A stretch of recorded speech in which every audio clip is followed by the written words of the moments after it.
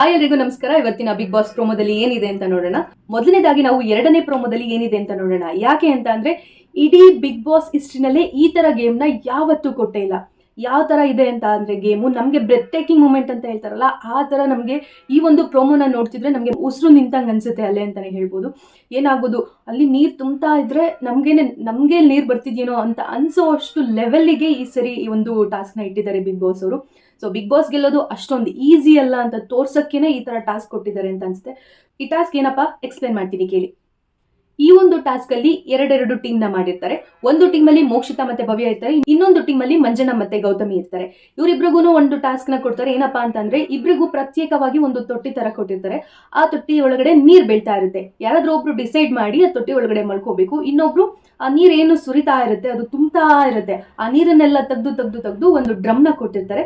ತಮ್ಮ ಪಾರ್ಟ್ನರ್ ಏನಿದ್ದಾರೆ ಅವ್ರಿರುವಂತಹ ತೊಟ್ಟಿಯಲ್ಲಿ ನೀರ್ನ ತೆಗೆದು ಆ ಡ್ರಮ್ ಒಳಗಡೆ ತುಂಬಿಸ್ಬೇಕಾಗುತ್ತೆ. ಎಷ್ಟು ಫಾಸ್ಟ್ ಆಗಿ ನೀರ್ ಬರ್ತಿರುತ್ತೆ ಅಂತ ಅಂದ್ರೆ ಅಷ್ಟೇ ಫಾಸ್ಟ್ ಆಗಿ ಅವರು ತೆಗ್ದು ಓಡಿ ನೀರನ್ನ ಎತ್ತಾಕ್ಬೇಕಾಗಿರುತ್ತೆ. ಇದರಲ್ಲಿ ಲಿಟ್ರಲಿ ಇಬ್ರುದೂನು ಧೈರ್ಯ ಮೆಚ್ಚಬೇಕು ಅಂತ ಹೇಳ್ಬೇಕು. ಮೋಕ್ಷಿತಂದು ಮೆಚ್ಚಬೇಕು, ಭವ್ಯಂದು, ಮಂಜಣ್ಣಂದು ಅಂಡ್ ಗೌತಮಿದು, 4 ಜನದ್ದು ಕೂಡ 2 ಟೀಮ್ದು ಕೂಡ ನಾವು ಧೈರ್ಯನ ಮೆಚ್ಚಬೇಕು.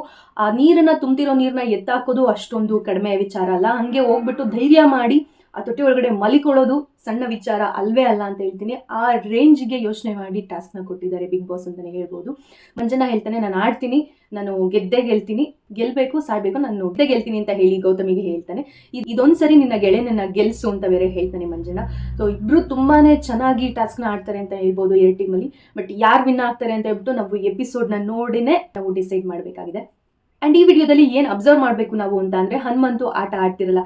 ತ್ರಿವಿಕ್ರಮ್, ಚೈತ್ರ, ಧನ್ರಾಜ್ ಇವ್ರು 3 ಜನ ಜೊತೆ ನಿಂತು ಹನುಮಂತ ಆಟವನ್ನ ನೋಡ್ತಿರ್ತಾನೆ. ಅಂತ ಅಂದ್ರೆ ಹನುಮಂತು ಟಿಕೆಟ್ ಫಿನಾಲೆಗೆ ಪಕ್ಕ ಫಿಕ್ಸ್ ಆಗಿದ್ದಾನೆ ಅಂತ ಅರ್ಥ. ಇದು ಹನುಮಂತು ಫ್ಯಾನ್ಸ್ಗೆಲ್ಲ ತುಂಬಾ ಖುಷಿ ಕೊಡುತ್ತೆ ಅಂತ ಹೇಳ್ಬೋದು. ಅಂಡ್ ಫಸ್ಟ್ ಪ್ರೋಮೋ ಏನಿತ್ತು ಅಂತ ನೋಡೋಣ. ಫಸ್ಟ್ ಪ್ರೋಮೋದಲ್ಲಿ ಎಲ್ಲರೂ ಸೇರಿ ಅಂತ ಅಂದ್ರೆ ಯಾರು ಟಿಕೆಟ್ ಹೋಮಿದ್ದಾರೆ ಅವರೆಲ್ಲ ಸೇರಿ ಒಬ್ರನ್ನ ಟಿಕೆಟ್ ಫಿನಾಲೆಯಿಂದ ದೂರ ಇಡಬೇಕಾಗಿರುತ್ತೆ. ಇದು ಆಸ್ ಯೂಶುವಲ್ ಪ್ರತಿ ಸರಿನೂ ಮಾಡ್ಕೊಂಬಂದಂಗೆ ಪ್ರತಿ ಟಾಸ್ಕ್ ಆದ್ಮೇಲೆ ಬಿಗ್ ಬಾಸ್ ಅವರು ಮಾಡ್ತಾರೆ. ಗೌತಮಿ, ಮಂಜಣ್ಣ ಅಂಡ್ ಧನ್ರಾಜ್ ಇರ್ತಾರೆ. ಆಬ್ವಿಯಸ್ಲಿ ಗೌತಮಿ ಮಂಜಣ್ಣನ ನಾಮಿನೇಟ್ ಮಾಡಲ್ಲ, ಮಂಜಣ್ಣ ಗೌತಮಿನ ನಾಮಿನೇಟ್ ಮಾಡಲ್ಲ. ಇನ್ನ ಉಳ್ದಿರೋ ಮಿಕಾ, ಕುರಿ ಅಂತ ಅಂದ್ರೆ ಧನ್ರಾಜ್ ಅಂತಾನೆ ಹೇಳ್ಬೋದು. ಸೊ ಧನ್ರಾಜ್ ಹೆಸರನ್ನೇ ಇಬ್ರು ತಗೊಳ್ತಾರೆ. ಗೌತಮಿರು ಒಂದು ಸ್ಟೇಟ್ಮೆಂಟ್ ನ ಪಾಸ್ ಮಾಡ್ತಾರೆ, ನೀವು ಮೊದಲ 3 ವಾರಗಳಲ್ಲಿ ಅಷ್ಟು ಚೆನ್ನಾಗಿ ಆಡ್ಲಿಲ್ಲ ಅಂತ ಹೇಳ್ಬಿಟ್ಟು. ಧನ್ರಾಜ್ ಅವರು 3 ವಾರಗಳಾದ್ಮೇಲೆ ಅವರು ಚೆನ್ನಾಗಿ ಆಡೇ ಇಲ್ವಾ? ಹಂಗಾದ್ರೆ ಧನ್ರಾಜ್ ಅದಾದ್ಮೇಲೆ ಅವ್ನು ಪಿಕಪ್ ಆಗ್ತಾನಲ್ಲ, ಅದೆಲ್ಲ ಕನ್ಸಿಡರ್ ಆಗಲ್ವಾ? ಬರೀ ಕೇವಲ 3 ವಾರಗಳು ಅವ್ನು ಚೆನ್ನಾಗಿ ಆಡಿಲ್ಲ ಅಂತ ಗೌತಮಿ ನಾಮಿನೇಟ್ ಮಾಡೋದಾದ್ರೆ, ಗೌತಮಿ ಎಷ್ಟು ಸರಿ ಚೆನ್ನಾಗಿ ಆಡಿಲ್ಲ, ಹಾಗಾದ್ರೆ ಮಂಜಣ್ಣ ಕೂಡ ಅವಳನ್ನ ನಾಮಿನೇಟ್ ಮಾಡ್ಬೋದು. ಧನ್ರಾಜ್ ಕೂಡ ಅದೇ ರೀಸನ್ ಕೊಟ್ಟು ಗೌತಮಿನ ನಾಮಿನೇಟ್ ಮಾಡ್ಬೋದು, ಟಿಕೆಟ್ ಹೋಮ್ಗೆ, ಟಿಕೆಟ್ ಫಿನಾಲೆಯಿಂದ ದೂರ ಇಡೋದಕ್ಕೆ. ಬಟ್ ಮಂಜಣ್ಣ ಮತ್ತೆ ಗೌತಮಿ ಯಾವಾಗ್ಲೂ ಕುತಂತ್ರಿಗಳಂತಾನೆ ಹೇಳ್ಬೋದು. ಇಬ್ರು ಸೇರಿ ಒಟ್ಟಾರೆ ಧನ್ರಾಜ್ನ ಟಿಕೆಟ್ ಫಿನಾಲೆಯಿಂದ ಹೊರಗಡೆ ಇರಿಸ್ತಾರೆ. ಧನ್ರಾಜ್ ಹೆಸರನ್ನ ತಗೊಂಡಿರೋದು ಮನೇಲಿರೋ ಪ್ರತಿ ಒಬ್ರಿಗೂ ಇಷ್ಟ ಇಲ್ಲ, ಅವ್ರಿಗೆ ಯಾರಿಗೂ ಕರೆಕ್ಟ್ ಅಂತ ಅನ್ಸ್ತಿಲ್ಲ.